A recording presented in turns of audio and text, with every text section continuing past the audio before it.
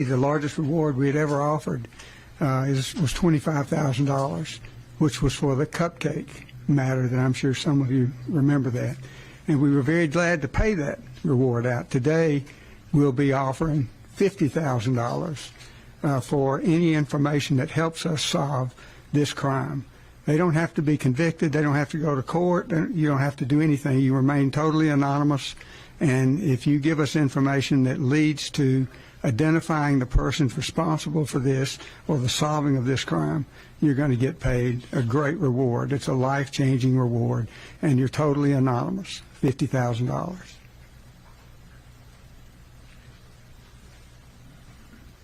I want to thank you all for being here with us all this morning. A couple things I want to do. One, I want to start with a thank you. It is a thank you to what this continued effort of partnership.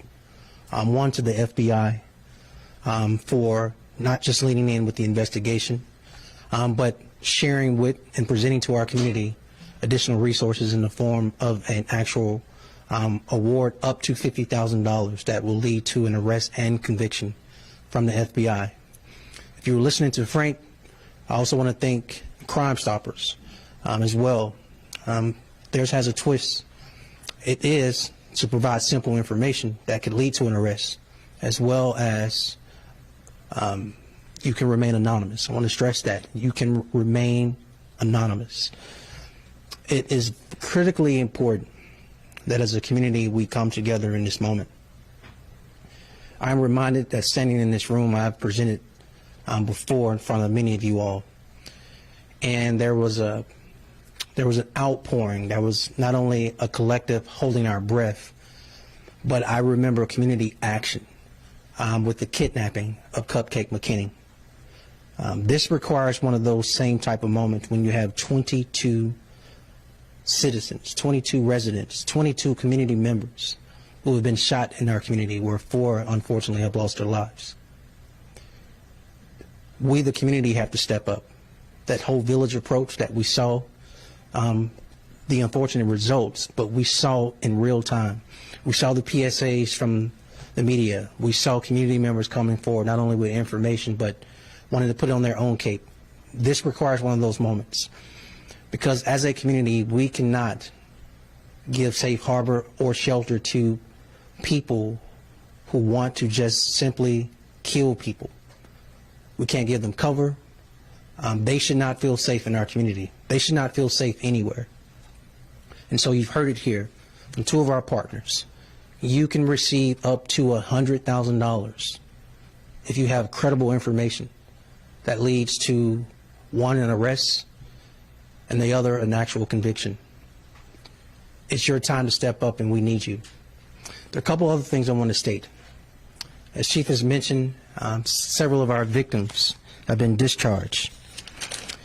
As I mentioned yesterday, this type of incident, this mass shooting, has a heavy toll on community as a whole, but nothing more harmful too than the emotional and physical pain of these actual victims. And so I've had a chance to speak to several of them, including some of their parents. One of our victims was simply in line with his friends celebrating his birthday. It was September 18th. His mom mentioned to me that they usually go out of town for his birthday, but he decided to celebrate his birthday here. Talked to another victim and her mother. And the mother was as emotional as her daughter as she should be. But a simple request of the emotional toll this has had on her daughter's life, and if there are any available resources for counseling. I want you all to imagine the other 20 victims, where 4 of them, their families have to pick up the pieces because I or their family can't talk to them. And the other victims as well, who are some still in the hospital and some who have been discharged. If there ever was a time for us to come together as a community, this is the moment. But I want to make myself very clear on what the priority is. It is to hunt down, capture, arrest, and convict the people who are responsible for this mass shooting. You see, it's easy to see people in a line who most likely are unarmed because to enter a club, you can't have a weapon on you. And so on one hand, as heinous as this was, it was also one of the most cowardly things we've also seen. They're cowards. And I think we're at a point where we can take people who don't care about lives, have a reckless disregard for lives, and also adding that they're cowards to do this in the way they did off the streets. And so everyone who wants to play detective on social media, everyone in the streets that's pointing the finger at the police and everyone else, this is your time to step up.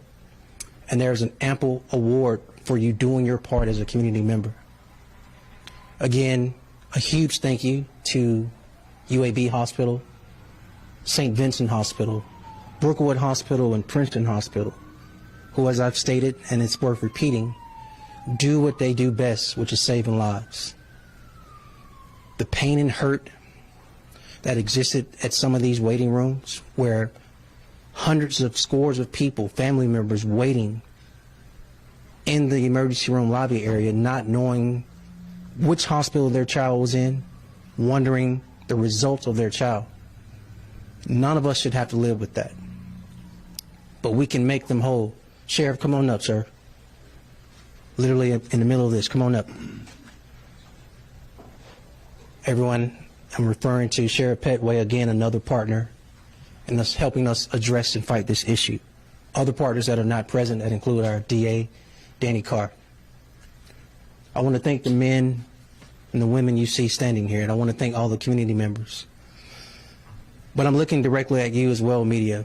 With the information you've heard today, up to $100,000 in reward for credible information, please overshare, over-communicate that as a PSA and get this information out.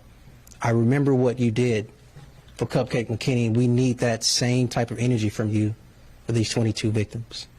With that, Chief, we'll open it up for questions. We kindly ask that before you ask your question, just wait to be acknowledged. We're going to make sure everyone has a voice. Yes, ma'am. Chief, at this point, do you know the identities of the suspects or the persons of interest, or are you still working to figure that out? Still working to figure that out at this point in time. Carol. You mentioned yesterday that this is a possible, that the target was intended and that you were working to identify a motive. Have you identified a motive yet? And I know that two of the victims have been implicated in previous murders, one acquitted, one dismissed. Do you believe those previous homicides have any bearing on what happens there? It could, and there's several multiple motives for the one individual that we believe is targeted. But there again, as you mentioned, you've got several others who there'd be motivation from others to target them as well because of their criminal pasts. So that's just something we're working through. Was there any small precinct previously in the 5 Point South area? And if so, is that something that will be coming back to the area when it comes to time? Years ago, there was a substation on the streets of United States of America, and so it's very problematic today. They cause a lot of carnage really, really fast, and so it's just a big problem. We're working with our federal partners, ATF, U.S. Attorney's Office, and others to help make arrests, and they have indicted numerous people. We currently have a campaign called Flip the Switch, and that's where people can call Crime Stoppers, remain anonymous, and give the information about people who possess them or are manufacturing them.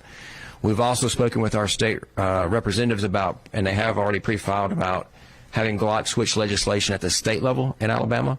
That's something that will be heard in a session that will come up in February of 2025. So we're working towards doing more with that, but law enforcement has to have those tools in place. Scott? Go ahead. And what is your message to the suspects that are still out there? We're going to hunt you down and we're going to arrest you, 100%. Scott? Chief, last night there was a homicide in South Eastlake community. There's also 2 other people shot. You were told last night that there possibly could be a connection between the mass shooting and that homicide. Do you have any update for us on that front? So at this point in time, we don't have any information to suggest that it's connected. There were some other factors there in that particular case that we're looking to, but at this point in time, as directly related or retaliation for the mass shooting, no. Tristan?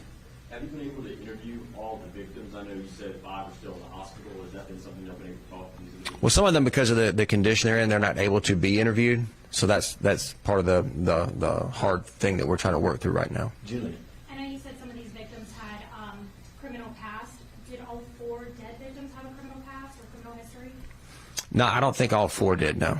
Ms. Amy? Has your investigation determined which of the 4 victims was the intended target? I'm not going to release that information at this time. Yes, sir. Chief, some citizens are afraid of retaliation. So what is your message to those citizens due to Facebook posts saying that certain members of the community will retaliate because of the mass? Here's the kind of unfortunate side of it. There were some individuals that we kind of talked about a few minutes ago that had criminal past. If you're not in that criminal game or in that criminal circle, you probably don't have anything to worry about. Just quite, there were some innocent victims we know that were injured at the mass shooting, but the crux of the people who were targeted had criminal histories, and unfortunately, being in that lifestyle, that culture and things, unfortunately, ended in their demise. Do you think there was one targeted victim or 2 targeted victims? That's something we're working through to determine right now. Question, does anyone have any questions for our partners who've offered $50,000 in reward money? Yes, sir, Tristan. And just direct your question to either Special Agent in Charge Carlton Peoples or Chairman Frank Bearfield. Chairman Bearfield, we spoke a little bit, and the mayor said there's been several people that have come forward with tips. Can you highlight any more detail about what y'all heard, or perhaps even the number, just to showcase how much of a community buy-in there's been on trying to solve this investigation? Ever since yesterday, there's been a tremendous number of tips, in excess of 50. And we expect more to be coming in. That 50 number is something that I got a few hours ago, so I'm sure there are quite a few more since then. And we're just trying to determine the ones that bear fruit. Special Agent Peoples, the FBI, as we talked about earlier, stepped up big time with the cupcake case, and that seemed to work. What does the FBI look at when it offers a substantial reward like this? I think there's a number of factors that we look at, but right now it's about the impact and the effect that it's having on our communities for everyday citizens. And so we wanted to make sure that we partner in a way that shows that we are serious about our commitment to the city of Birmingham, our local and state and federal partners, and the communities that we're sworn to protect. And this is a way to do that. But it also is just another way. We are involved in our task force, violent crime and gang task force with Birmingham and the local and state and federal partners as well. So this is just another avenue of impact, ensuring that we're all in with our partners. Scott, and then last questions. Chief Thurman, last night in 5 Points South, there was a significant police presence. Is there any plans to have police presence there moving forward, and some of the other nightlife entertainment districts like Lakeview or any other areas where we're going to see large crowds gathering on sidewalks in front of bars, restaurants, things like that? No more than normal. We did have some significant increase in police throughout the summer. That worked pretty well. We've transitioned to some other ways to address that at this point in time. And so no increased. I mean, our officers are always out in those areas, because there's an influx of people going to the bars, the restaurants, the entertainment areas. So no more than normal. We're seeing similarities in incidences where people are driving up, shooting into idle places. Are we investigating this as maybe possibly one entity, gang related? Is that something we're looking at? There's just multiple factors or multiple motives, if you will, and we just have to work through those and determine which is most supported by facts and most viable. And so we just have to work through it. It just takes time. When we're not that far in this investigation. It just takes time to work through this. Even with all hands on deck from all of our partners, it just takes time to go through when you have something of this magnitude to get through everything. Last question, Ms. Amy. Do you believe the suspects are still in the area, and what assurances can you give to the public that it's safe to go out to these areas at night? Well, they're not. Here's the thing. These weren't just people riding around just targeting random people. So there's not people riding around the city of Birmingham just shooting people just to be shooting people. That's not occurring. These were people who were targeted because of some of their involvement in the things they are involved in, the things they do day to day. That's why they were targeted. And that's the bottom line. But just some clarification on that, I'm sorry. Just to be clear, there were 21 people who were shot. So not all 21 people are believed to be linked to the one person that was. That is correct. There's collateral damage here. There is collateral damage. Yes, 100%. All right, thank you, everyone.